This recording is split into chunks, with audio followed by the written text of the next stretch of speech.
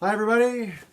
So this little section is it's just a small part, really. I mean, I can't even tell you how large this issue is, but I'm trying to give you something, at least some basic information, some basic thoughts, so you can apply them to things that are going on today.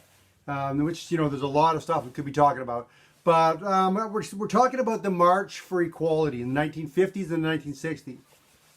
It's characterized in particular by some major events in the United States, but it definitely applies, to Canada as well. We sometimes like to think that, that doesn't apply to us, but we have our national embarrassments just like everybody else. So we're in the middle of the Cold War, and all the different fighting that's kind of happening there. We're getting into Korean War and the Vietnam War, etc. So this is the different fights that are going on at the same time. So it isn't just like it's not just one thing going on. So what we're talking about in the 1960s, 50s, and 60s in particular are things like the fight for equality of race, equality of gender, different kinds of rights with regard to sexuality. Voting rights, like a lot of that kind of stuff. So the 60s was a really tumultuous time, and it was in Canada as well. But in particular in the United States, it's very similar to what's actually going on right now. The 60s was a time of change. It was a time of growth. It was a time of assassination. It was a time of conflict. And you put all this together, and it's well, you kind of have what's going on today, right?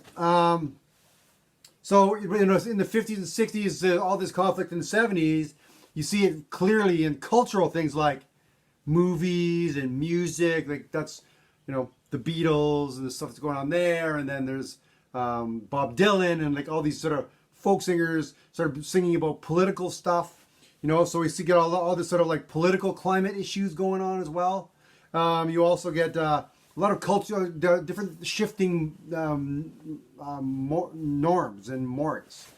So things are shifting all over the place, and people are fighting and struggling. This is the beatnik generations. This is the hippies. Like it's all that kind of stuff, and this is all kind of like intertwined with wars and all the stuff. So it was a very very tumultuous time. So the first part that I really want to talk about is because it kind of applies to what's going on today, and not just in the United States. We like to pretend that. We like to sort of somehow think that this doesn't apply to us. But, you like my headband, by the way?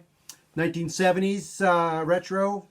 I have wristbands, but I don't know how them on. So the first part I want to talk about is the civil rights movement in the United States. And this is mainly fought by blacks for black rights, black equality, and it's still happening today. In many parts, men and women and black people and different people of different sexual orientations were very clearly discriminated against. If you weren't part of the sort of mainstream, then you didn't get the same rights, or you weren't as valued. So this is a continuous fight to try and gain a foothold of equality.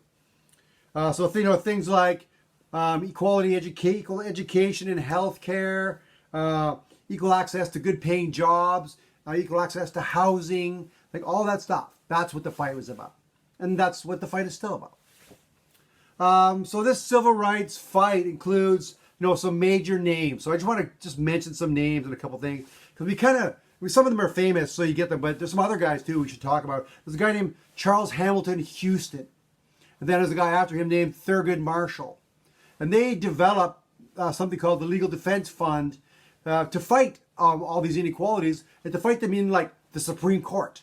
So it's one thing to go and protest and stuff like that, but this is like they're actually this is the slow game, right? You need a fast game, a hard game, you need a slow game to make change. And this is the slow game. So these guys are probably as important, maybe even more, than some of the other more famous leaders. So an example of some of this change, we see, there was a thing in the U.S. called the Jim Crow laws.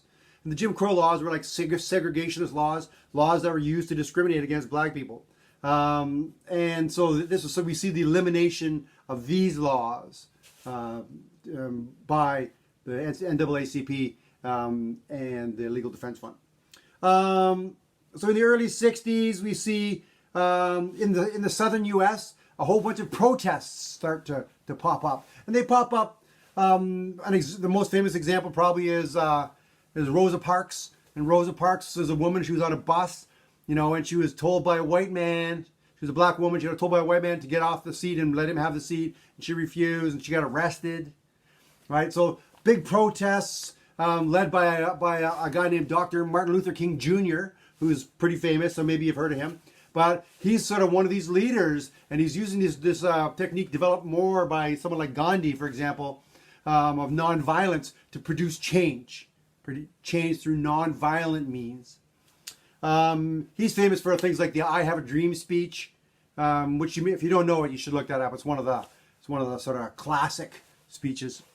And in the end, Martin Luther King Jr. is assassinated for his efforts. One of a fair number of people who were assassinated in the 1960s in the United States. Another guy I want to talk about is another civil rights figure. Is a guy. He was the leader of something called the Nation of Islam. His name is Malcolm X. And Malcolm X didn't agree with Dr. King's nonviolent approach. So, and he and his group, the Nation of Islam, promoted violence as a way to produce change. And you may recognize some of that stuff that's going on today as well, right? And Malcolm X as well was ultimately assassinated in the 1960s.